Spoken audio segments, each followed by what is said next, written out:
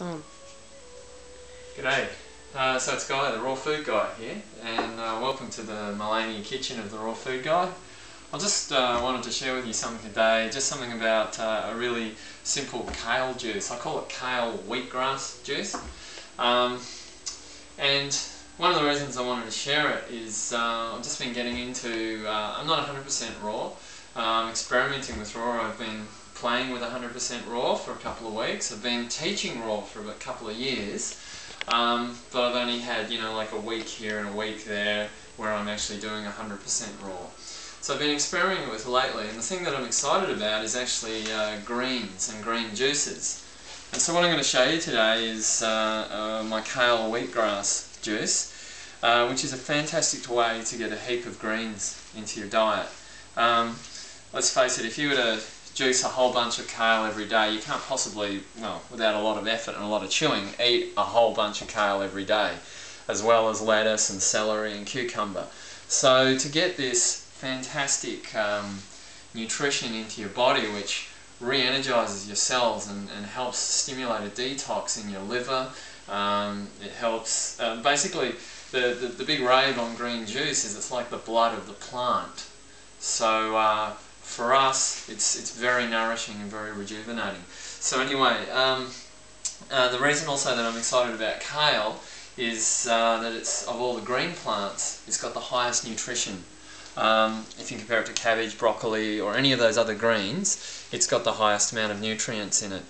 And parsley probably has an equivalent amount, but can you imagine eating a bunch of parsley this big? So anyway, it's a really simple recipe.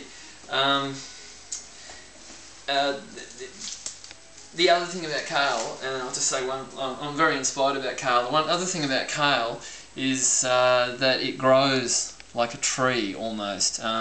If you just imagine kale plants this tall, like standing up to me. At my friend's place, this is how tall the kale plants are. They grow on a big stem, and they start just like a normal plant, and you pull off the leaves like this and you think, oh yeah, it's just a normal little spinach plant, but it keeps growing. And if it's starting on the ground, it keeps growing and growing, and like 12 months later they're this tall, and there's this on the top of this stalk. And so they don't die at the end of the season, they just keep growing, and I don't know how long they last for, but they just keep going.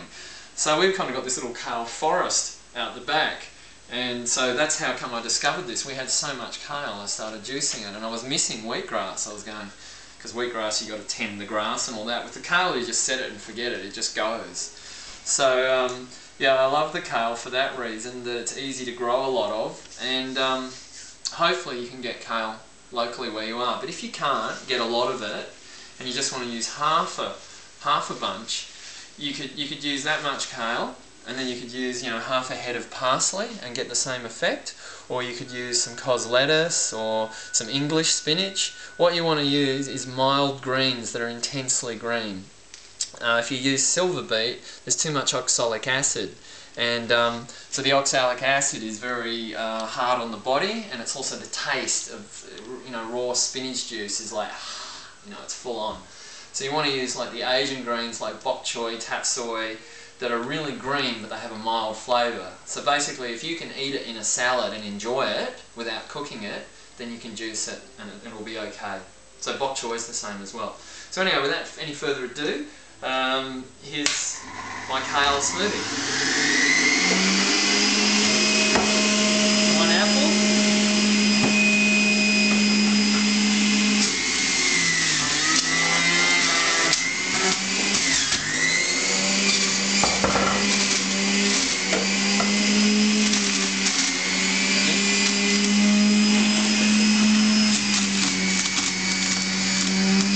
Gorgeous green juice.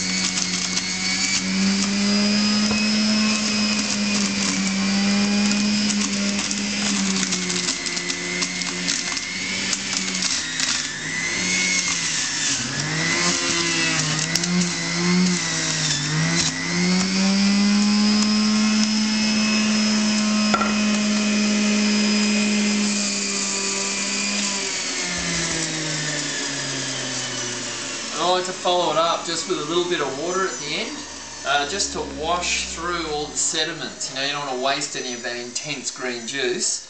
So we'll check this out. So that was most of a fairly good bunch of kale, and that's the curly leaf variety. You can use the flat leaf variety. Check that out. It looks like wheatgrass juice with apple juice, and that's a big glass. So I got some more in there, but if you can imagine what that's like. I mean, you know, you get your little shot glass of wheatgrass juice for $3. That whole bunch cost me $2.50 because they're in season. Normally it's say like $3.50 to $4 for a nice big bunch like that. You know, look at that. That's enormous. So I'll just check the taste.